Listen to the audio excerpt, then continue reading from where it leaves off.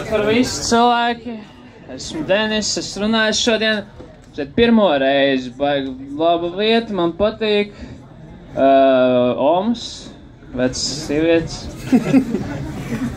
Pirms Edgara runāja Dana, un zinat ko? Viņa ir meitene. Un man liekas, stand-ups nav piemērot lietas meitenēm. Es taču neeju uz virtuvi un nedzemdēju.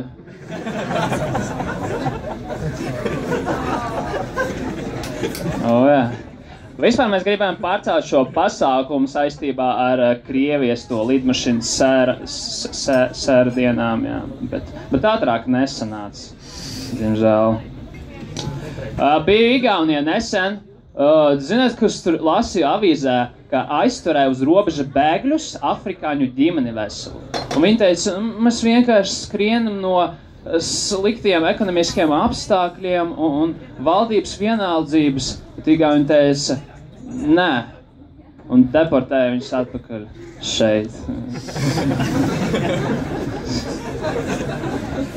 Bija Halloweens. Jā, Halloweens. Mans brālēns pārģērbas par vampīru. Un interesanti lieta, viņam pat nepatīk vampīri. Man liekas, viņš vienkārši meklē iemeslu, lai sukāt. Nopietni! Nē. Vārdspēle joks, bet baigi vārdspēle. Es bērnībā uz Halloween uzliku mugurā vilka kostīmu, bet kamēr gāju uz skolu, man to novilka un izvaroja.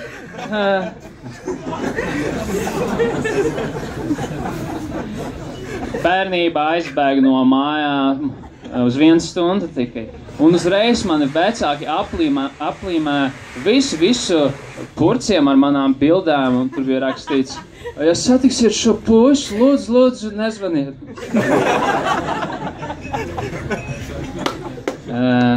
Man liekas, mazie bērni, zīdaiņi vienkārši baidās no augstumiem.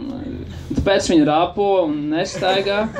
Un, kad viņus paņem rokās, viņi sāk raudāt, kad iemet logā viņus. Tas būtu paskaidrojums, kad baidās no augstumiem. Visi cilvēki, kas saka, ka viņam bija iepriekšējais dzīves, saka, es biju Napoleons, es biju Cēzars salāti, es biju, jā. Un es savā iepriekšējā dzīvē pat nebiju cilvēks, es biju pankūka, jā. Bet es par to necepos. Edgars cilvēks smējās, Edgars teica, nav smieklīgs.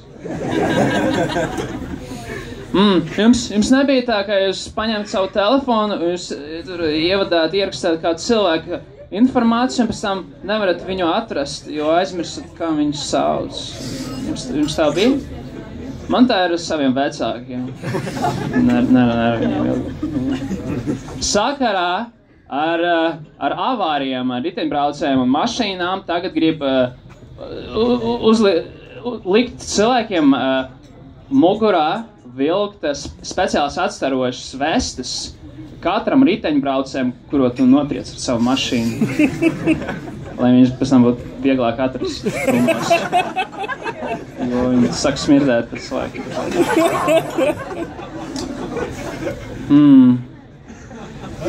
Aizturēja kaimiņus manā mājā par to, kā viņi seksuāli izmantoja savu bērnu. Visa māja bija pārsteigta. Mēs visu viņu izmantojam. Kāpēc aizturēt? Policija arī prasīja, bet viņš tur savu sievu sit katru vakaru, kāpēc jūs nezvaniet policiju? Mēs vienkārši domājam, kā tur viņam remonts ir.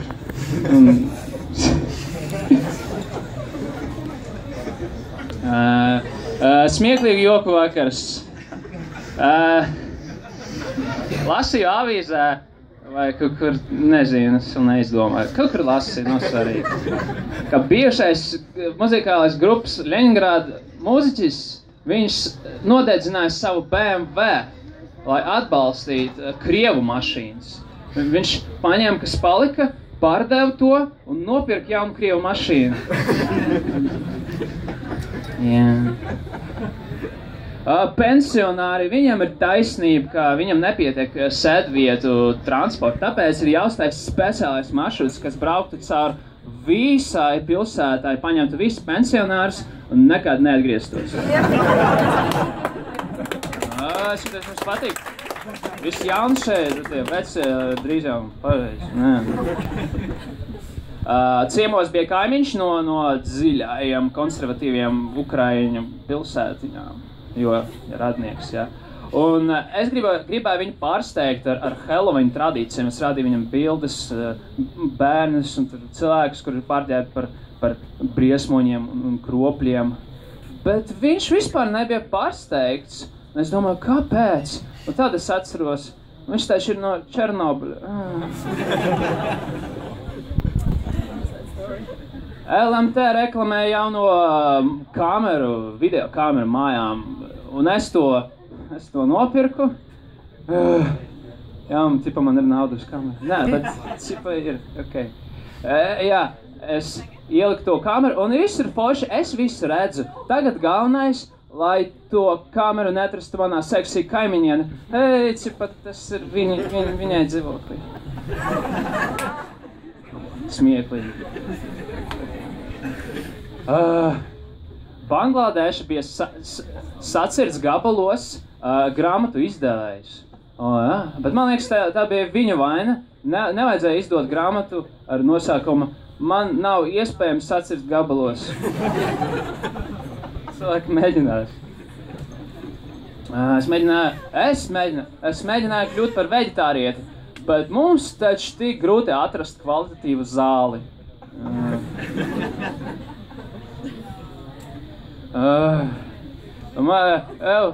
Daudz meitiņu šodien. Ļoti labi, laikam. Man nav daudz pierētas ar meitenēm. Apmēram tikpat daudz kā ar mašīnām. Es viņus redzēju uz ielām. Jā. Bet nekad nebija pie stūras. Es nezinu, ko tas nozīmē. Bet esmu feminists. Un esmu pārliecināts, ka jebkurā sieviete, meitene pat šeit var kļūt par veiksmīgu cilvēku un būt par bagātu, un ja viņa pareizi apprecēsies. Jā, joki. Šitais būs baigi ļoti smieklīgi. Kāds, vai jūs zināt, vienīgo piena produktu, kurš nesatur pienu? Bezpiens.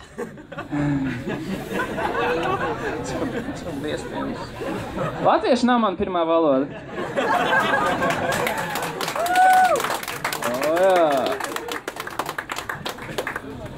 Bet es tomēr domāju, ka tā jaunā eiro valūta nozāga valstim savu identitāti. Ja? Eiro. Mums tomēr ir jāatgriežās pie rubļiem.